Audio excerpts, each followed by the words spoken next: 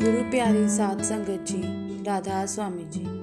गुरु प्यारी साध संगत जी, आज की साखी बड़ी खास है। आपसे विनती है साखी को पूरा जरूर सुने जी। एक बार सतगुरु का सत्संग चल रहा था। सत्संग के बाद एक सत्संगी परिवार ने सतगुरु से कुछ पूछने की इच्छा जताई। सतगुरु ने उनसे उनका प्रश्न पूछने को कहा।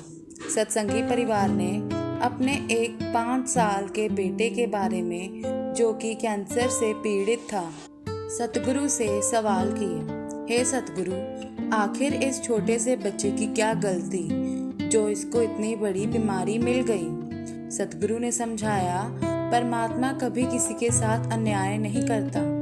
हर जीव को अपने कर्म भोगने के लिए बार बार जन्म लेना पड़ता है।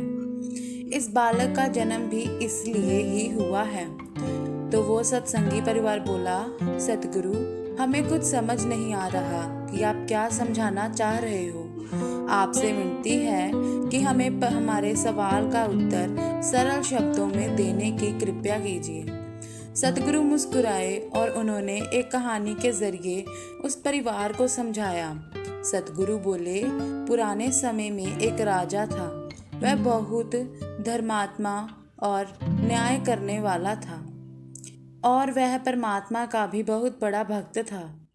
उसने अपने महल के साथ प्रभु का मंदिर बनवाया और एक सिद्ध ब्राह्मण को उसका पुजारी नियुक्त किया। वह ब्राह्मण बहुत ही अच्छा और धर्मात्मा था। वह राजा से कभी भी कुछ नहीं मांगता था। उसके स्वभाव पर राजा भी बहुत प्रसन्न थे। उस ब्राह्मण को राज मंदिर में पूजा करते हुए कई वर्ष हो गए थे। राजा का एक पुत्र था। राजा ने अपने पुत्र की शादी अपने पड़ोसी राज्य के राजा की पुत्री से कर दी। शादी की रात को राजकन्या को नींद नहीं आई और वह इधर उधर घूमने लगी। जब वह अपने पति के पलंग के पास आई तो उसने देखा कि हीरे मोती से जड़ी एक तलवार वहां रखी है। उसने तलवार को म्यान से बाहर निकाला तो वह तलवार बिजली के समान चमकने लगी। यह देखकर वह डर गई और डर के मारे वह तलवार उसकी हाथ से छूटकर पलंग पर सो रहे राजकुमार की गर्दन पर जा गिरी और राजकुमार का सर कट गया और वह मर गया। वह पत्नी अपने पति के मरने से बहुत दुखी हुई और वह यह सोचकर बहुत डर गई थी कि अगर मैं सबको सच बताऊंगी तो कोई भी मेरी बात पर विश्वास नहीं करेगा। सुबह होते ही वो जोर जोर से रोने लगी और कहने लगी कि मेरे पति को कोई मार गया। पूरे महल में अफरा तफरी मच गई और राजा भी आ गया। राजे ने आकर पूछा कि मेरे पुत्र को किसने मारा? तो वह कहने लगी, मैं नहीं जानती वह कौन था, परंतु उसे मैंने महल के पास वाले मंदिर में जाते देखा है। राजा समेत सभी लोग मंदिर में गए तो उन्होंने ब्राह्मण को वहां पूजा करते हुए देखा। राजा के सैनिकों ने उस ब्राह्मण को पकड़ लिया। ब्राह्मण ने बहुत कहा कि मैंने आपके पुत्र को नहीं मारा, पर किसी ने उसकी बात नहीं मानी। राजा ने भी बार बार सोचा कि ब्राह्मण निर्दोष हो सकता है, लेकिन सभी के कहने पर राजा ने ब्राह्मण से कहा, मैं तुम्हें मृत्यु दंड तो नहीं देता, लेकिन जिस हाथ से तुमने मेरे पुत्र को तलवार से मारा है उस हाथ को काटने का आदेश देता हूँ। ऐसा कहकर राजा ने उसका हाथ कटवा दिया और इस पर ब्राह्मण बहुत दुखी हुआ और राजा को अधर्मी मानकर उसका राज्य छोड़कर चला गया। उसने फिर किसी पहुंचे हुए ज्योतिषी की खोज की, जिससे मिलकर वो अपने बिना किसी अपराध हाथ काटने का कारण पूछ सके। खूब ढूंढा, फिर उसको एक ज्योतिष मिले। वो ब्राह्मण उस ज्योतिषी से मिलने उनके घर गया तो वह ज्योतिष वहां नहीं थे। उनकी पत्नी उनकी आलोचना कर रही थी और उन्हें बहुत भला बुरा कह रही थी। थोड़ी देर में वह ज्योतिष घर आ गए। उनके घर आने के बाद भी उनकी पत्नी उनका तिरस्कार कर रही थी। वह ज्योतिष चुप रहे और उन्होंने अपनी स्त्री से कुछ भी नहीं कहा। ब्राह्मण को देखकर ज्योतिष ने कहा, कहिए पंडित जी, आपका कैसे आना हुआ?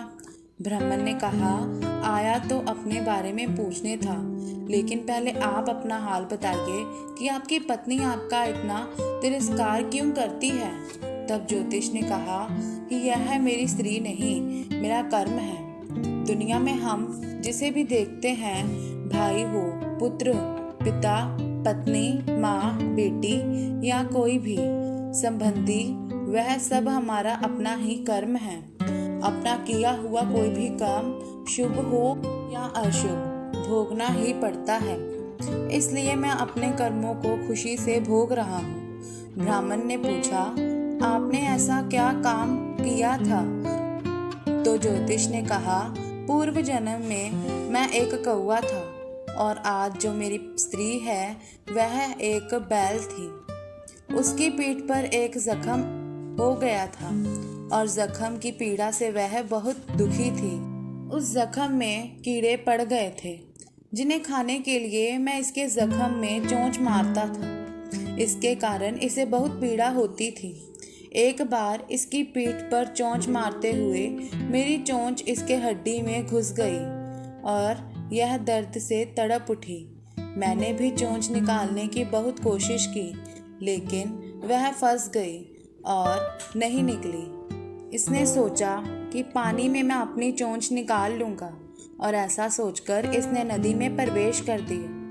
नदी का बहाव तेज होने के कारण हम दोनों बह गए और बीच में ही मर गए। अब इस जन्म में हम दोनों पति पत्नी बन गए। पिछले कर्मों के कारण अब ये मुझे बहुत दिनों के लिए अपने मुंह से गाली निकालकर दुख देगी, लेकिन मैंने चोंच इस दर्द पहुंचाने के लिए नहीं मारी थी। इसलिए इसकी समझ एक दिन ठीक हो जाएगी और अपने पूर्व जन्म का फल समझकर मैं इसे सहन कर रहा हूँ और मैं इसलिए ही शांत हूँ और उसे दिन की प्रतीक्षा कर रहा हूँ जिस दिन इसका स्वभाव अच्छा हो जाएगा। अब आप कहो कि आप यहाँ किस लिए आए हो? ब्राह्मण ने अपना सारा हाल बताया और पूछा, राजा ने मुझे बिना किसी अपराध किए ही मेरा हाथ क्यों काट दिया?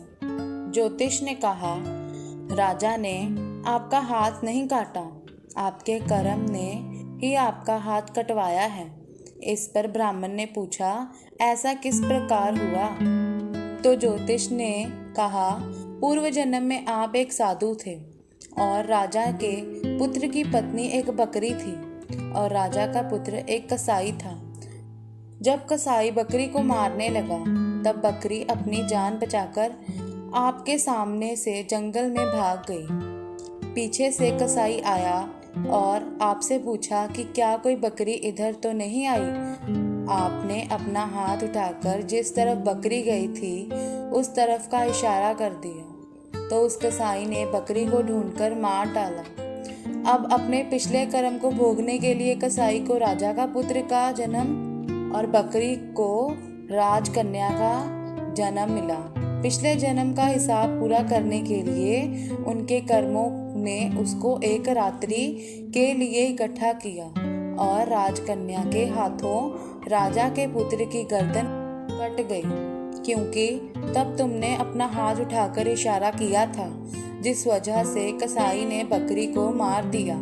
इसलिए इस जन्म में राजकन्या ने राजा के पुत्र के मरने पर तुम्हारा नाम लिया और तुम्हारा एक हाथ काट दिया। ये कहानी सुनकर वो सत्संगी परिवार सब कुछ साफ साफ समझ गया और उन्होंने अपने सतगुरु का शुक्र किया। संगत जी, कर्मों के फल से कोई नहीं बच सकता। किसी को एक थप्पड़ भी मार दो तो उसका भी हिसाब उस कुल मालिक की अदालत में होता है और लोग यहाँ कत्ल करके सोचते हैं कि किसी ने नहीं देखा। इसी के साथ आपसे विदा लेती हूँ।